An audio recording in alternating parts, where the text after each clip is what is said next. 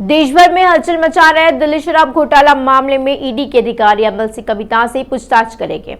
इसी के साथ आज होने वाले ईडी की पूछताछ में भी काफी दिलचस्पी दिखाई दे रही है। कविता का समर्थन करने के लिए मंत्री केटीआर और हरीश राव हस्तिना गए हैं। दिल्ली शराब घोटाला मामले में इस महीने की 11 तारीख को ईडी की सुनवाई में शामिल हुई एमएलसी कविता आज फिर सुनवाई में शामिल होगी। ईडी के अधिकारियों ने 11 को जांच के दौरान कविता को फोन जब्त कर लिया। दूसरी ओर कविता ने ईडी के समन पर रोक लगाने के लिए सुप्रीम कोर्ट का दरवाजा खटखटाया है। उन्होंने इस बात पर आपत्ति जताई कि महिला को ईडी कार्यालय कैसे बुलाया जा सकता है। याचिका में फोन जब्ती का भी जिक्र किया गया था, लेकिन जब कविता ने जांच से छूट देने की बात कही तो सुप्रीम कोर्ट ने अंतरिम राहत देने से इंकार कर दिया। कविता आज ईडी की पूछताछ में शामिल होगी। दूसरी तरफ मंत्री केटीआर अपनी बहन के साथ मौजूद थे। पहली बार ईडी की जांच में भाग लेने गई कविता के साथ केटीआर ने अलान, हरीश राव और श्रीनिवास गौड़ से मौजूद थे।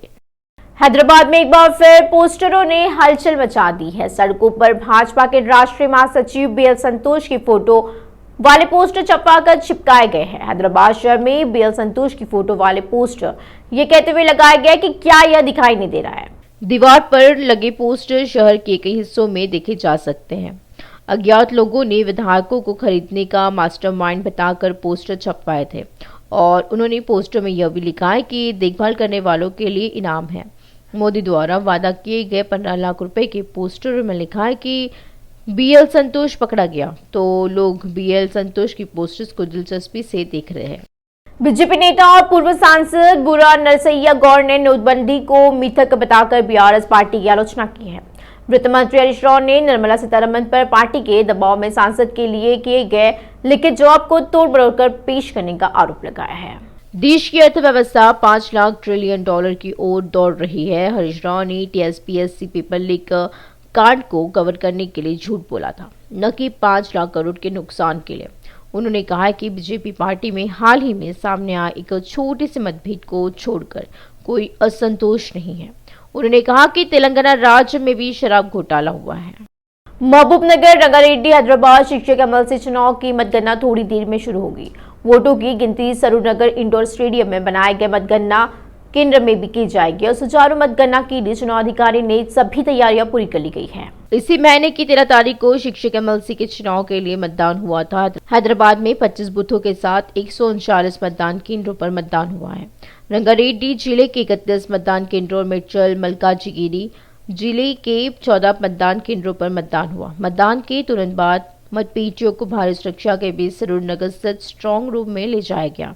पुलिस द्वारा स्ट्रांग रूम के पास कड़ी सुरक्षा व्यवस्था की गई है और मतगणना की प्रक्रिया आज सुबह 8 बजे से शुरू होगी।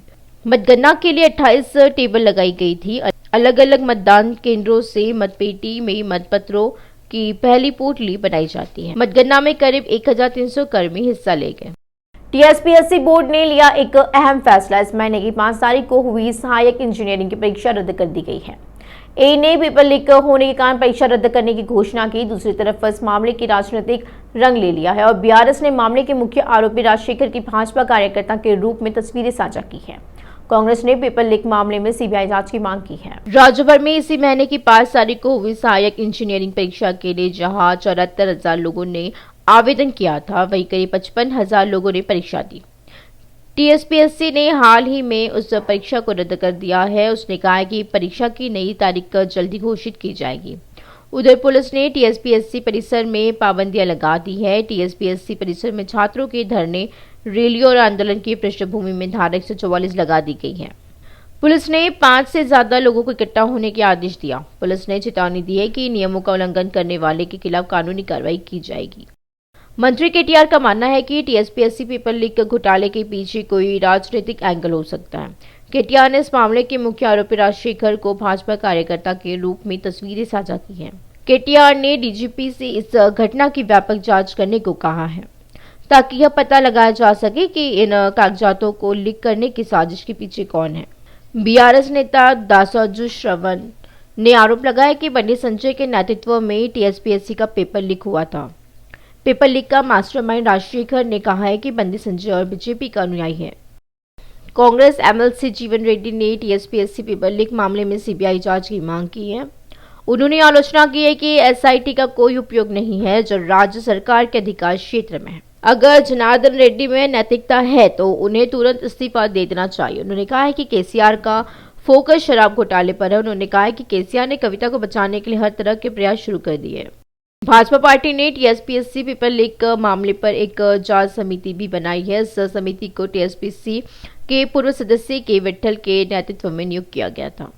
पार्टी नेता बुरा नरसैया गौड़, मर्री, शशिधर रेड्डी, रामचंद्र राव, चंद्रवंदन और कृष्ण प्रसाद और ए प्रसाद समिति के सदस्य हैं। भाजपा के प्रदेश अध्यक्ष पंडित संजय ने उन्हें पेपर लीक मामले में तथ्यों का पता लगाने का निर्देश दिया। केंद्र सरकार की निजीकरण की नीतियों के खिलाफ अडानी मामले की जांच कराने के लिए कांग्रेस पार्टी के नेतृत्व में राजभवन का घेराव किया गया था।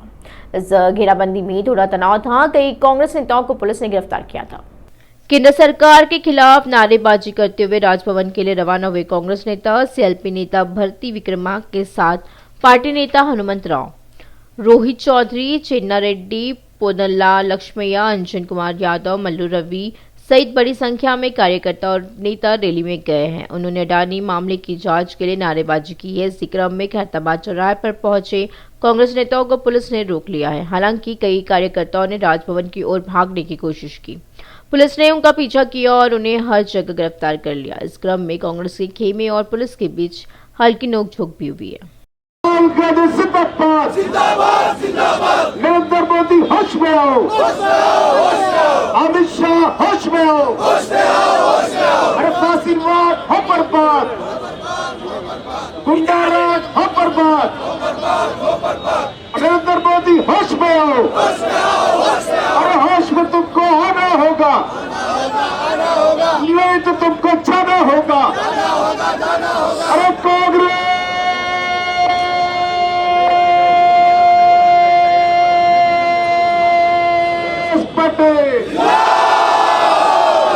मेरी आवाज से आवाज मिला दो तो मजा आएगा।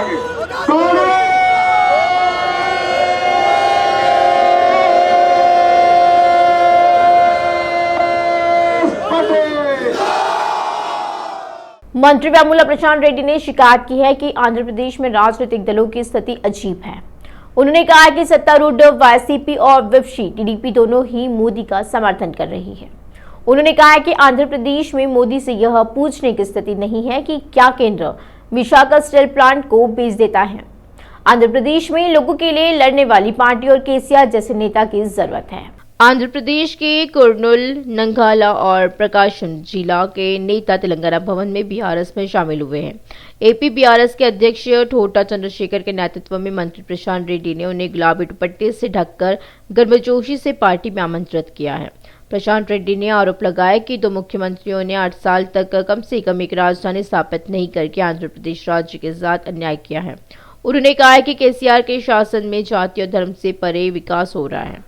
ठोटा चंद्रशेखर ने कहा है कि उनसे पूछा जा रहा है कि आंध्र प्रदेश को तोड़ने वाली केसीआर की पार्टी में क्यों शामिल हुए, लेकिन ये केसीआर नहीं थे जिन्होंने एपी को तोड़ा था। कांग्रेस पार्टी ने कहा वाईसीपी और टीडीपी पार्टियों ने पत्र देकर कहा है कि अगर कांग्रेस आंध्र प्रदेश को अलग करती है तो बीजेपी सहयोग करेगी। ठोटा चंद्रशेखर ने कहा है कि केसीआर चिल्ला रहे थे कि तेलंगाना क्षेत्र के साथ अन्याय होगा। केसीआर ने सवाल किया है कि आंध्र के शासक तेलंगाना क्षेत्र के साथ अन्याय कर रहे हैं। तेलंगाना में सत्ता के लिए काम कर रहे बीजेपी नेताओं में मतभेद उभरकर सामने आने लगे हैं। हालांकि मतभेद की धीरे धीरे सुल रही थी, लेकिन कविता को लेकर पंडित संजय द्वारा दिए गए बयान के बाद यह अचानक फूटकर सामने आया है। अब पार्टी के नेता ही प्रदेश अध्यक्ष पंडित संजय की आलोचना करने लगे हैं और ऐसे समय में जब पार्टी नेताओं ने वरिष्ठों को दिल्ली बुलाकर आपसी मतभेद भुलाकर साथ मिलकर काम करने का निर्देश दिया था, अब खुद प्रदेश अध्यक्ष को निशाने पर लेना चर्चा का एक विषय बन गया है।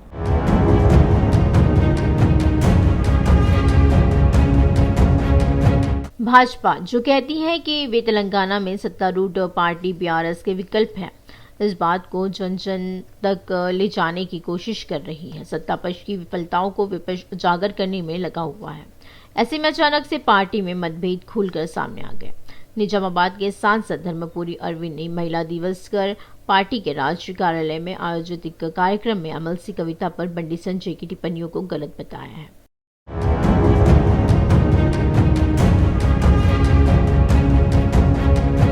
पार्टी के कार्यकर्ता फुसफुसा रहे कि अरविंद के घोर असंतोष के पीछे कुछ बड़ा कारण है।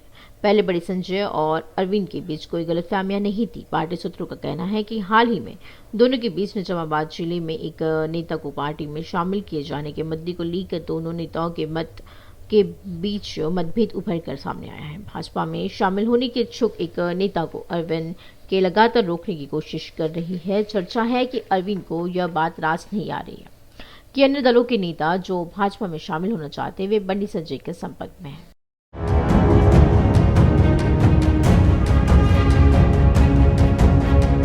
पार्टी के वरिष्ठ नेता पेराला शेखर राव ने भी बंडी संजय पर निशाना साधा और असंतोष को हवा दी है।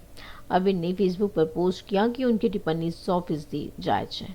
अरविंद ने कहा कि किशन रेड्डी, लक्ष्मण और अन्य वरिष्ठों को भी इसका विरोध करना चाहिए था।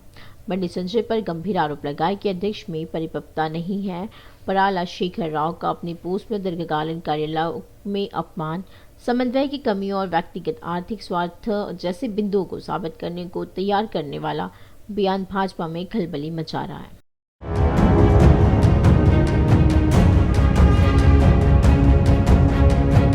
दूसरी ओर कई नेता जो बड़ी संजय का समर्थन कर रहे हैं। विजय शांति ने कहा कि अगर कोई भाजपा नेता पार्टी की बैठकों में अध्यक्ष की टिप्पणी पर प्रतिक्रिया देता है तो यह आंतरिक मामला है।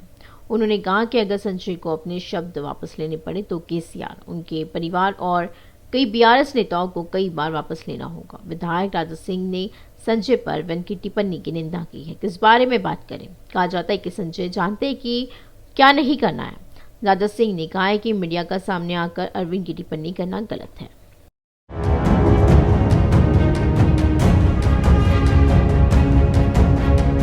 बंडी संजय और विधायक केटेला राजेंद्र के बीच मतभेद के बाद प्रशासन के संज्ञान में आने के बाद उसने प्रदेश के प्रमुख नेताओं को दिल्ली तलब किया है। राष्ट्रीय अध्यक्ष जेपी नड्डा और केंद्रीय गृह मंत्री अमित शाह ने निर्देश दिया कि तेलंगाना के पास सत्ता में आने का दूसरा मौका है। क्या नेतागण पार्टी नेताओं के आदेश पर साथ आएंगे और आगे बढ़ेंगे? ऐसे समय में जब सांसद अरविंद और पेराला शेखर राव बेसब्री से इंतजार कर रहे हैं। पेराला शेखर राव के संतोष ने राजनीतिक हलकों में खौफ पैदा कर दिया। पार्टी सूत्रों का कहना है कि बंडी संजय अरविंद इस पर शिकायत के लिए दिल्ली गए थे।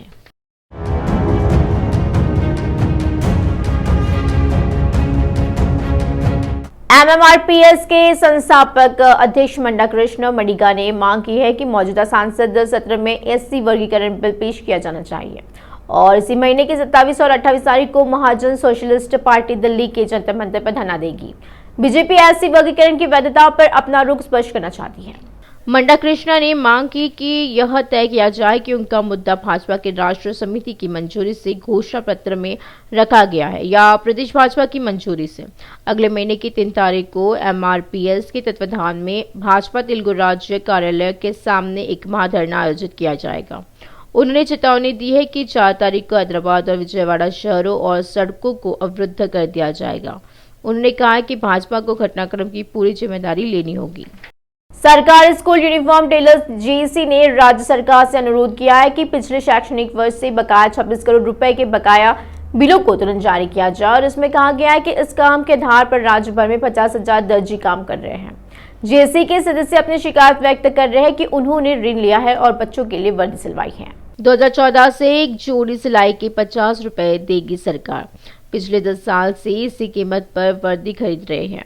इस नए शैक्षणिक वर्ष से सरकार ने कॉर्पोरेट शिक्षण संस्थानों की तर्ज पर यूनिफॉर्म के पैटर्न में बदलाव करने का आदेश दिया है, लेकिन वेतन नहीं बढ़ाया गया है। उन्होंने बढ़ी हुई कीमतों के हिसाब से 100 रुपए प्रति जोड़ी देने को कहा। इसी प्रकार 26 करोड़ के लंबित बिलों को अवमुक्त कर सहयोग करने का अनुरोध किया है। प्रजा संघ जेसी के अध्यक्ष गज्जल कांतम ने मांग की है कि प्रधानमंत्री मोदी को अडानी के भ्रष्टाचार साम्राज्य की जांच करनी चाहिए, जिसने देश के धन को लूट लिया है और अपनी ईमानदारी दिखाए। देश की गैर बीजेपी सरकारों पर उन्हें चलाने वाले नेताओं के खिलाफ गुटबाजी करने के आरोप लगे हैं। वे इस बात से नाराज है कि वे गरीबों के लिए कल्याणकारी योजनाओं को लागू कर सुरक्षित शासन प्रदान करने वाले राज्य को कमजोर करने की कार्रवाई कर रहे हैं। उन्होंने कहा कि नरेंद्र मोदी ने केसीआर से बदला लिया है, जो देश को संकट में डालने वाली भाजपा सरकार के रवैये को सुखा रही है। उसी के एक भाग के रूप में उन्होंने केसीआर की बेटी कविता की झूठे मामले बनाने की परेशानी पैदा करने की कोशिश करने की आलोचना की और ये पता चला है कि संवैधानिक व्यवस्थाओं को कमजोर करने और विपक्ष को परेशानी में डालने वाली मोदी के रवैये के विरोध में दिल्ली के जंतर मंतर पर धरना दिया जा रहा है। एमएसएन फार्मा कंपनी के कार्यकारी निदेशक भारत रेड्डी ने कहा कि लोगों को मूत्र संबंधी रोगों की दुनिया की पहली जेनेरिक दवा कम कीमत पर उपलब्ध कराई गई है। उन्होंने कहा है कि यह दवा बिना किसी साइड इफेक्ट के काम कर रही है। मूत्र रोगों की दवाओं की कीमत अधिक होने के कारण अब तक सभी वर्ग के लोगों पर इनका प्रयोग करना आर्थिक बोझ होता है। उन्होंने कहा है कि उनके शोध संस्थान ने इसी पहलू को ध्यान में रखते हुए एक नई दवा विकसित की है। उन्होंने कहा है कि हमारे देश ने फार्मा के क्षेत्र में आत्मनिर्भरता हासिल की है और इसका एक हिस्सा ये भी है कि वे दुनिया की बेहतरीन दवाओं का निर्माण करने में सक्षम हैं। वे 67 देशों का अपने औषधीय उत्पाद निर्यात कर रहे हैं। Very happy about that. Previously, if you remember, it was only like glimepirides and metformins only for diabetic control, you know. And now India has the whole dapagliflozin range, vildagliptin range, and sitagliptin range, right? And the whole range is available at really talking about nothing more than 10 to 15 rupees a tablet. Probably 7 to 10 rupees tablet only nowadays. Imagine having all these drugs available now for diabetic control. It's amazing. I mean, now I think unfortunately we are the diabetic capital of the world, but at the same time having all these options is absolutely is beneficial to the doctor today, and we are very happy that we made this possible, right? Particularly in terms of challenging the patents and bringing the products here. It's an amazing journey, but we are very happy about that. And few more things, I think we're very close to us. Is one drug is Vigabattin, we mentioned there. It is for infantile spasms. This drug was actually COVID times was an eye opener for us. Moms were actually they were importing this drug from oral tablet, and then it was like grinding it and giving to infantile for babies. When we launched Vigabattin, IRCTC के पास पर्यटकों के लिए एक अच्छी खबर है। तेलुगु राज्य के उन पर्यटकों के लिए विशेष पैकेज की घोषणा की गई है जो देश के प्रसिद्ध पवित्र स्थानों की यात्रा करना चाहते हैं। इनके तहत भारत गौरव ट्रेन उपलब्ध कराई जा रही है। रेलवे के जीएम अरुण कुमार जैन ने बताया कि संबंधित ट्रेनें इसी महीने की 18 और अगले महीने की 18 तारीख को सिकंदराबाद रेलवे स्टेशन से रवाना होगी। ट्रेन इस महीने की 18 तारीख को दोपहर 12 बजे सिकंदराबाद रेलवे स्टेशन से रवाना होगी। उन्होंने कहा कि वह 8 दिनों तक पुरी, कोणार्क, गया, काशी, अयोध्या, प्रयागराज सहित अन्य संस्थानों का दौरा करेगी और 26 को सुबह 6 बजे सिकंदराबाद पहुंचेंगे। साथ ही 18 अप्रैल को दूसरी ट्रेन दोपहर 12 बजे रवाना होकर 25 अप्रैल को रात 11 बजे सिकंदराबाद लौटेगी। This is the first Bharat Gaurav train which is originating from South Central Railway. As I told, this is the first Bharat Gaurav train originating from South Central Railway.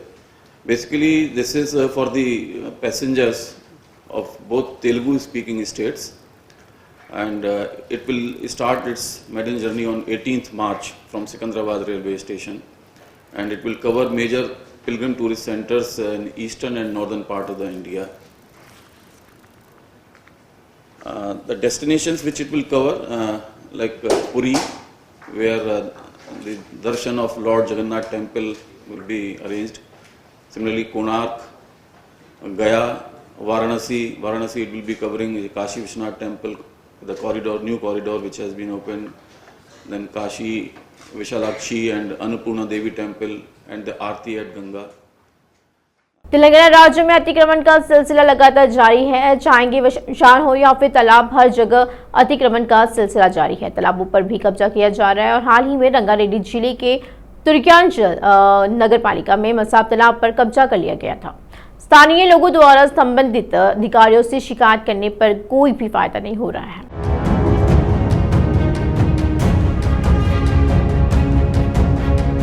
Telangana राज्य में भूमिहीन लोगों की संख्या दिन ब दिन बढ़ती ही जा रही है। उनके प्यास की कोई सीमा नहीं है। तालाबों पर भी कब्जा किया जा रहा है। हाल ही में रंगारेड्डी जिले के तुर्कयांचल नगर पालिका में मसाब तालाब पर कब्जा कर लिया गया था। स्थानीय लोगों द्वारा संबंधित अधिकारियों से शिकायत करने पर भी कोई फायदा नहीं हो रहा है। तेलंगाना राज्य में खाली जगह दिखना काफी है। जाली दस्तावेजों के साथ जमीन पर कब्जा कर लिया जाता है। वह अवैध जमीन हड़पने वाले लोगों की संख्या हजारों में है। हाल ही के दिनों में तालाबों पर अतिक्रमण के कई मामले सामने आए हैं। हाल ही में एक रियल्टर ने रंगारेड्डी जिले के अब्दुल्लापुर मीट मंडल की तुर्कांचल नगर पालिका में मसाब तालाब पर कब्जा कर लिया है। उसने रात में टिप्पर से मिट्टी तालाब में डलवा दी और स्थानीय लोग शिकायत कर रहे हैं कि सिंचाई राजस्व और नगर निगम के अधिकारियों ने इस और ध्यान नहीं दिया है।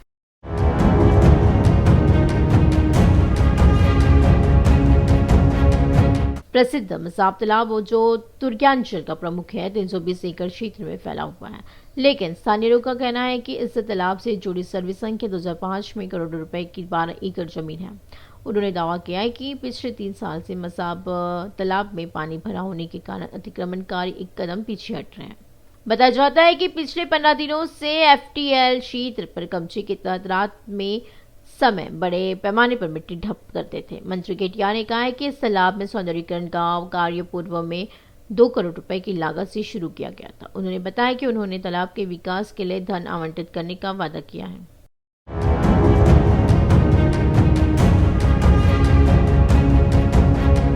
कुछ वर्षों के बाद भारी वर्षा से तालाब लबालब हो गया। वहीं तालाब सहित बफर जोन में भी काफी मात्रा में पानी था।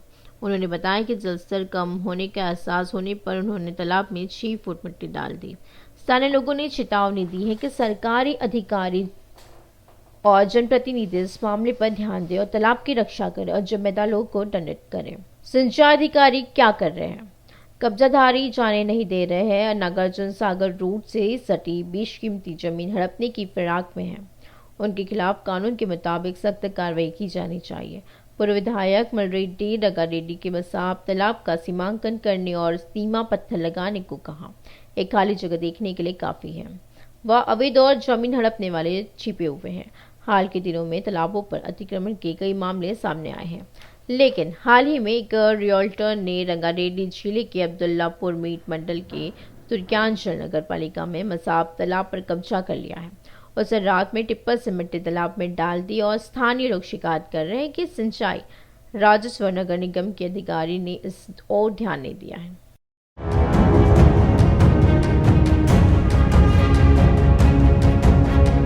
एक बहुत ही ऐतिहासिक तालाब के रूप में प्रसिद्ध मसाब तालाब जो तुर्कांचल का प्रमुख है 320 एकड़ क्षेत्र में फैला हुआ है, लेकिन स्थानीय लोगों का कहना है कि इस तालाब से जुड़ी सर्वे संख्या 205 में करोड़ रुपए की 12 एकड़ जमीन है। उन्होंने दावा किया है कि पिछले 3 साल से मसाब तालाब में पानी भरा होने के कारण अतिक्रमणकारी कदम पीछे हट रहे हैं। बताया जाता है कि पिछले 15 दिनों से FTL क्षेत्र पर कब्जे के तहत रात के समय बड़े पैमाने पर मिट्टी ढप करते थे। मंत्री केटिया ने कहा है कि इस तालाब के सौंदर्यीकरण का कार्य पूर्व में 2 करोड़ रुपए की लागत से शुरू किया गया था। उन्होंने बताया कि उन्होंने तालाब के विकास के लिए धन आवंटित करने का वादा किया है।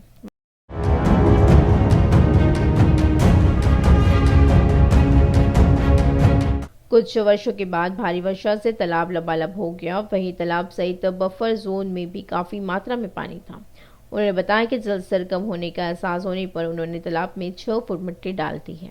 स्थानीय लोगों ने चेतावनी दी कि सरकारी अधिकारी और जनप्रतिनिधि इस मामले पर ध्यान दें और तालाब की रक्षा कर रहे जिम्मेदार लोग को दंडित करें। सिंचाई अधिकारी क्या कर रहे हैं? कब्जाधारी जाने नहीं दे रहे हैं और नागार्जुन सागर रूट से सटी बेशकीमती जमीन हड़पने की फिराक में है। उनके खिलाफ कानून के मुताबिक सख्त कार्रवाई की जानी चाहिए। पूर्व विधायक मलरेड्डी रंगारेड्डी ने मसाब तालाब का सीमांकन करने और सीमा पत्थर लगाने को कहा।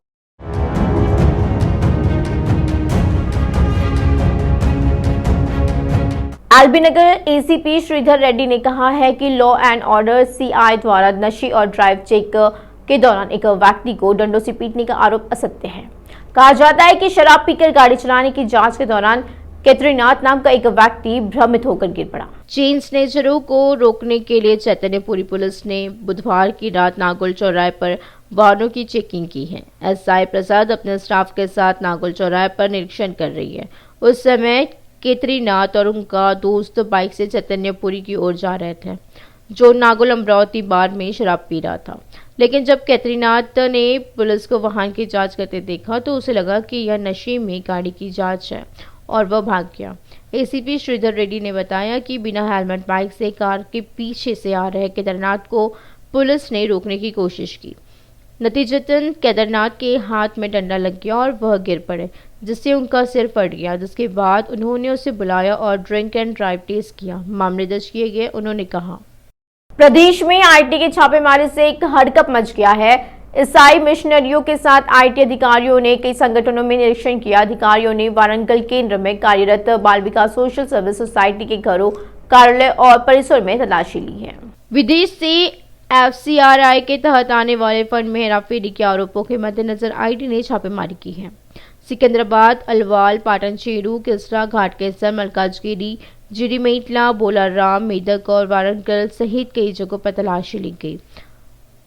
अलवाल के साजी के जॉन नाम के एक व्यक्ति की पहचान बाल विकास संगठन में एक प्रमुख व्यक्ति के रूप में की गई थी।